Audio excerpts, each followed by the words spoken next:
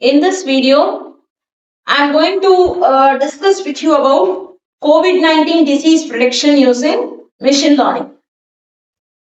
So, coronavirus pandemic, it has caused health concerns worldwide since December. Many people, many patients are infected by this disease. So, various symptoms such as they have got some fever, dyspnea. So, it has caused the death of several patients. So, COVID-19 pandemic, it has caused health concerns worldwide. So, one important thing is we need to identify the disease progression and predicting the patient outcome at an early stage. So, various symptoms are being characterized in order to predict this COVID-19 disease. So, in this project, we are going to employ various machine learning techniques in order to predict the disease, in order to predict and come up with important prediction results. Currently, in the existing system, the diseases are predicted by employing various techniques. So, different types of techniques are being employed in order to predict the COVID-19 disease. So, the diseases are predicted by employing various techniques. So, different types of techniques are employed in order to predict the COVID-19 disease. We need to diagnose the COVID-19 disease. So, prediction models, they combine several features to estimate the risk of infection. Various types of features, various techniques are employed, data mining and other techniques are employed in order to predict the disease. But what is the disadvantage of my existing system? So it's less efficient and less robust. When compared to other type of methods, it is less efficient and less robust. And performance is not good when compared to other methods. So all these are the disadvantages of my existing system. In order to overcome the disadvantage of my existing system, I am coming for a proposed method. So what happens in the proposed method? So we are employing LSTM neural network, long short-term memory neural network model. So we are going to collect the data samples from various sources.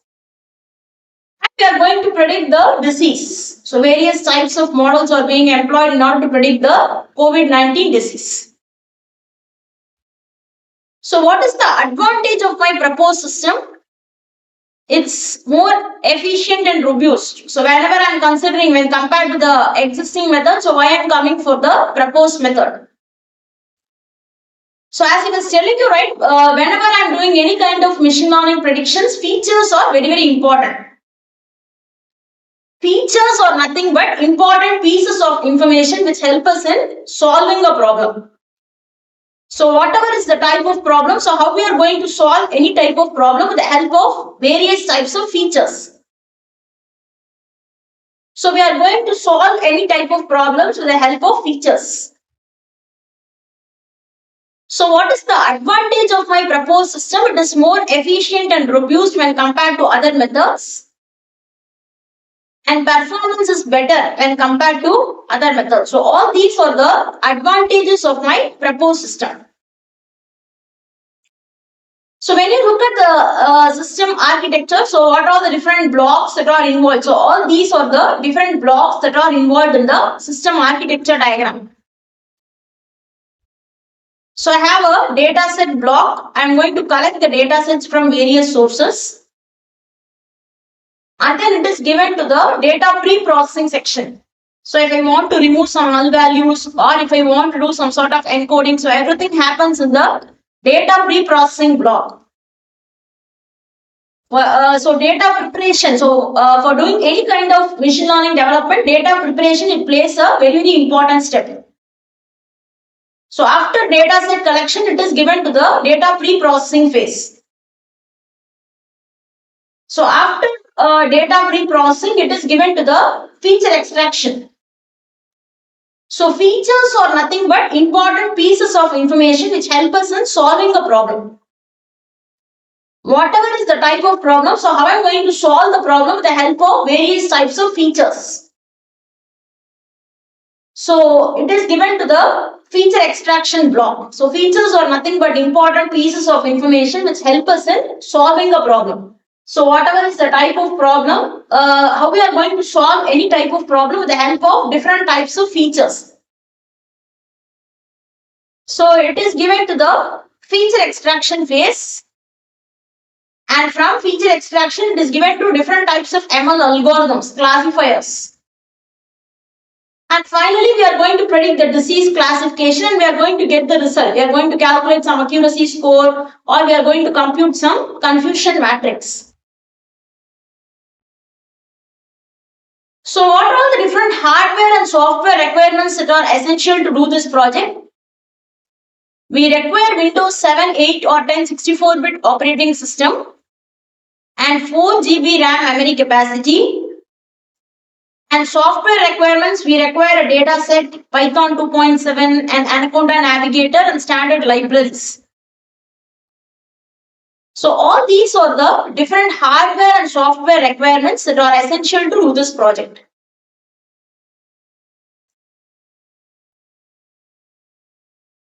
So I will just discuss with you about the project details. For example, so firstly, in order to do any kind of development, so I'm going to import what are the essential libraries. First, I'm going to import the corresponding libraries. So for doing any kind of machine learning development, so firstly, I need to import the corresponding libraries. So I am importing NumPy as NP, numerical Python, and pandas library. For doing any kind of data manipulation task, I require this pandas library. And matplotlib and seaborn library. For data visualization task, I require this matplotlib and seaborn library. And plot ly sklearn. So in order to calculate any accuracy score, so I am just importing this label encoder and train test split module. So from sklearn.preprocessing, I am importing a label encoder. And from sklearn.model selection, I am just importing this train test split module. And from sklearn.ensemble, I am importing a random forest classifier, support vector classifier. So firstly, for doing any kind of machine learning development, I need to import the corresponding modules. What are the essential modules? I need to import the corresponding modules from sklearn library. From sklearn.model selection, I am importing this grid search CV. From sklearn.metrics, I am importing classification report, confusion matrix, and then accuracy score. So if I want to compute confusion matrix, accuracy score, or classification report, so I am importing all these modules from sklearn.metrics. So after doing this, using the alias name, using dot operator, I am just calling this inbuilt function called read CSV function. So I am just reading this COVID-19 dataset.csv. It is stored in the variable df. So df dot head of 2. So if I want to print the first 2 rows from my data frame, so I am just giving here as head of 2. And then I am calling this attribute df dot shape attribute. So it is going to return me a tuple containing the number of rows and columns. The first dimension denotes the number of rows, comma. The second dimension denotes the number of columns. For doing any kind of machine learning development, so first I should understand the data. So what is the use of this shape attribute? It is going to return me a tuple containing the number of rows and columns.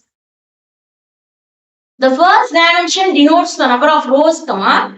The second dimension denotes the number of columns. And df.data types, it is going to give me the data types of different columns present in my data frame. So how I am going to predict the COVID-19 disease with the help of various types of features? As I was telling you, right, for doing any kind of machine learning development, features are very, very important. Features are nothing but important pieces of information which help us in solving a problem. Whatever is the type of problem, how I am going to solve the problem with the help of various types of features. So what is the location, country, gender, hospital exposure start. So all these are the different types of features.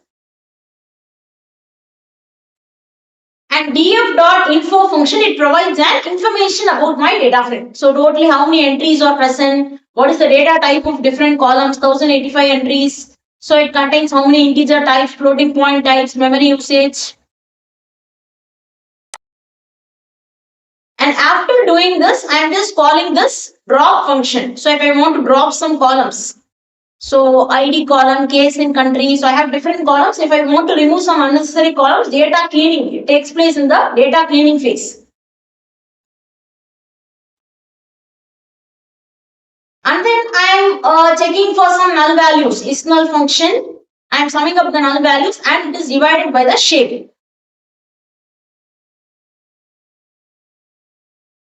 And from this age, df of age dot fill NA. So if there is any null values, it should be filled with the corresponding mean values. So wherever I have this age, it will be filled with the corresponding mean value. And pd dot get dummies. So what is the use of this get dummies function? If I want to convert the string to numbers, I have to go for this get dummies function. So using this alias name, using dot operator, I am just calling this function called get dummies function. So df of gender dot drop NA. So if I want to drop some null values, I am just calling this inbuilt function called drop NA function. Clear with this? It is stored in the variable df done. And from this male, I am picking the median middle value and this will be displayed at the output.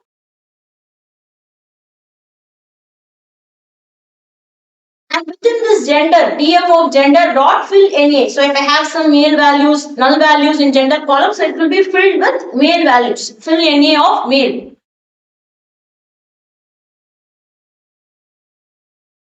And if I want to drop some null values, whichever inbuilt functions I have to call, using the variable name, using dot operator, I have to call the corresponding inbuilt functions. So I am just calling this inbuilt function called drop NA function. And in place equal to true. So once I am going to give this, if there is any null values, it will be dropped and I am giving this in place equal to true. And df dot is null function. So I am going to check for some null values and I am just summing up this null values. If there are any null values, so you can see here there is an inbuilt function called is null function. I am just summing up the null values. So after this stage, next I am going for the feature engineering. So what I am going to do in this feature engineering? So using this variable name df dot columns dot str dot lower function dot str dot replace, wherever I have some space it will be replaced with a dash symbol. So df dot columns. So next I'm going to change the format of date and I'm going to add column to month, column to df. So using this pandas alias pd dot, there is an inbuilt function called toDateTime function. So I am picking the reporting date, df of reporting date, it will be converted to reporting date format, toDateTime function. And from this variable, I am picking this reporting date, I am applying a lambda expression. So if I want to pick some year and month, so I am just applying a simple lambda expression, x colon x dot year and x colon x dot month. They are stored in the variable year and then month. And df of month, so within this month, if there are some unique values, there is an inbuilt function called unique function. Whichever inbuilt functions I have to call, so within this variable, I am picking this month dot, there is an inbuilt function called unique function.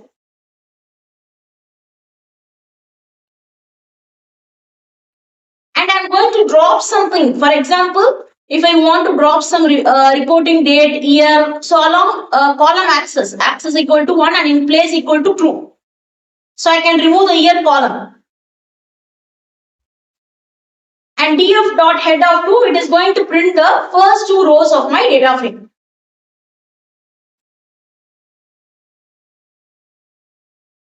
So after doing all these things, I am going for an EDA, exploratory data analysis. So visual analysis, so I want to find how many, whenever we're doing any kind of prediction, how the human beings, they are going to analyze and they are going to come up with some important prediction result, what is going to happen in the future. So I want to find the number of patients died, recovered based on their age. So whichever inbuilt functionalities of matplotlib I want to use, using the alias name, using dot operator, I am just calling this figure window. I am creating a figure window and there is a parameter called figure size parameter. So figure size equal to 8,6. So what is the size of my figure window? And I'm going for different types of plots. For example, I can go for histogram and number of bins and color map. Clear with this? So number of patients died based on their age. So how many people are died? X label I am giving here as age and Y label I am giving here as frequency. You can see here. So along X axis I am giving here as age and along Y axis I am giving here as frequency.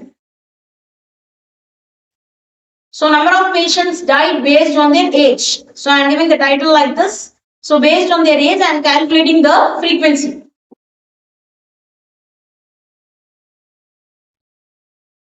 And PLT dot figure window. So once again, I am giving the figure size as 8,6 recovered. So df of recovered equal to 1. So plot whichever inbuilt functions I have to call. So from this data, df. So I am picking this recovered equal to 1. Dot plot function. So whatever is the kind of plot, there is a parameter called kind parameter. So kind equal to I am giving here as histogram. And bins, there is a parameter called bins parameter. So bins equal to 70. So how I am going to group them into different bins. And color map. So color map equal to within single quotes I am giving here as rainbow. So PLT dot title, number of patients recovered based on their age, font size. So whatever is the font size I am giving here. X label I am giving here as age and Y label I am giving here as frequency. So number of patients recovered based on their age. So different ages I am taking along the x-axis and the frequency I am taking along the y-axis.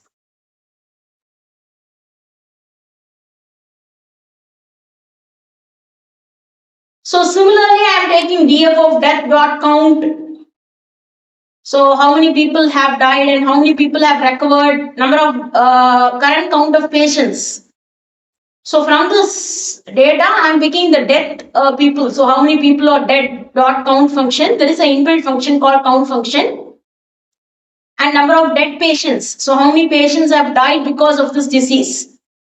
And number of recovered patients. Df of recovered dot count. So I am picking the count of different things. And number of patients receiving treatment. So after doing this, I am showing in the form of a bar graph. So all this comes under EDA, Exploratory Data Analysis. In doing any kind of machine learning development, EDA, Exploratory Data Analysis, it plays a very, very important step in improving the accuracy of my entire prediction model, whatever I am doing. So using this matplotlib alias PLT dot, I am just creating a figure window.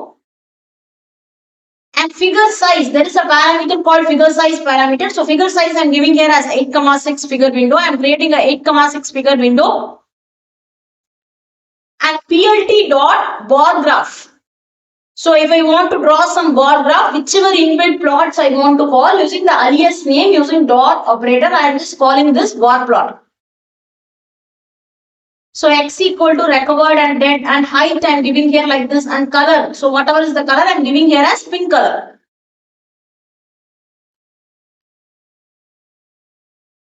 And PLT dot title. So title I am giving here as patient status. So X label I am giving here as status and Y label I am giving here as number. So how many patients have recovered and how many patients have died. So all this comes under EDA, exploratory data analysis. You can see here I am taking the gender along the x-axis, dead patients and recovered patients. Similarly, I am going to do one more EDA. So in doing any kind of machine learning development, visual analysis, exploratory data analysis, it plays a very, very important step in improving the accuracy of my entire prediction model. So PLT dot, I am just creating a figure window. Whichever inbuilt functionalities of matplotlib I want to use, I have to using the alias name using dot operator. I am just creating a figure window. So figure size. So there is a parameter called figure size parameter. Figure size equal to 15,6.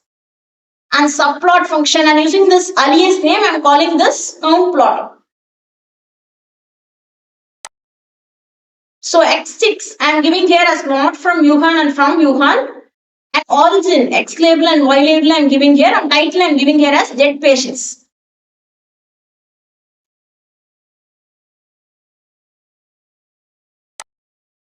And df dot group by function. So if I want to do some sort of aggregations using the variable name using dot operator, I am just calling this group by function. So I am going to call this group by function and I am passing this country dot count. So how many count of location dot sort values ascending equal to false.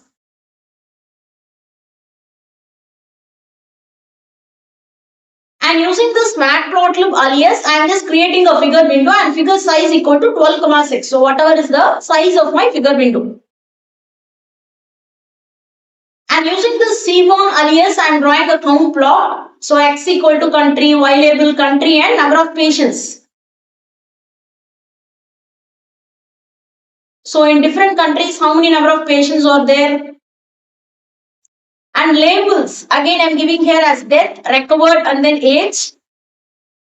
And I am creating a subplot using this matplotlib alias. PLT dot, I am just calling this subplot function and figure size I am giving here as 10,5 figure window. And PLT dot pyplot. So I am just giving here as pyplot and auto PCT. So I am just splitting them into different cabins, different groups, recovered, death and then age. And group by function. So I am taking the country and summing up, I am grouping by the country name. So next I am going for this label encoder. So firstly I am just initializing the label encoder and whichever column I want to extract from this variable. So I am extracting the location, I am fitting this label encoder, I am transforming. So from this I am extracting the country. So I am applying label encoder to different features, gender. So after doing all these things, I am splitting the data, the independent variable and the dependent variable. So X and Y values I am just splitting here. And then I am initializing this train test split module. And all these are the different parameters that are given as inputs to my train test split module. So I am giving the X value, Y value and test size. For example, 0.2. So this is the test size and random state parameter. So how I am going to do my split? So with all these parameters, I am just initializing this train test split module.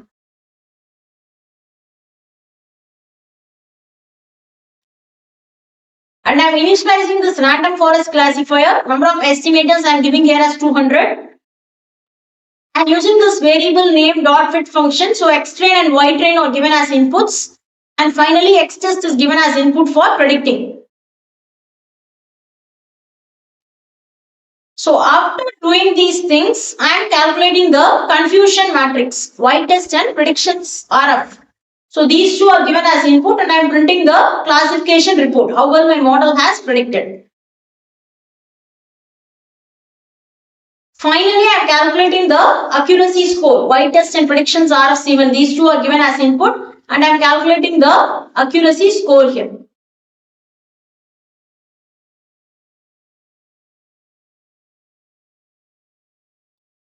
So similarly, after computing the accuracy score, so you can just see here. So I am printing the confusion matrix and I am calculating the accuracy score here. So you can go for different types of classifiers. You can go for support vector classifier, neural network models. So whichever type of classifiers you want to do, so you can go for any type of classifiers. So I am using three different types of algorithms: support vector classifier and then XGBoost classifier. So I'm just initializing this XGBoost classifier, and all these are given as parameters to my XGBoost classifier. So number of estimators equal to 200, learning rate, gamma value, subsample, call sample by tree, maximum depth. So I'm training the machine learning model, whichever inbuilt functions I have to call using the variable name using dot operator. I'm just calling this fit function. So X-train and Y-train are given as inputs, and fit function is used for training the machine learning model. And finally, I am calculating the confusion matrix and I am going to print the classification report here.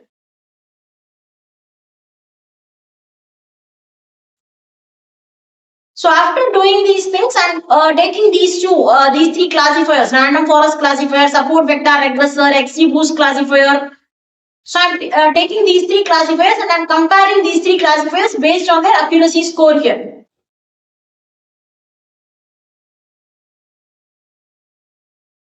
Clear with this? So you can see I am taking these three algorithms: random forest classifier, support vector regressor, XGBoost classifier. So for these three, I am just calculating the accuracy score here. So how well my model has predicted.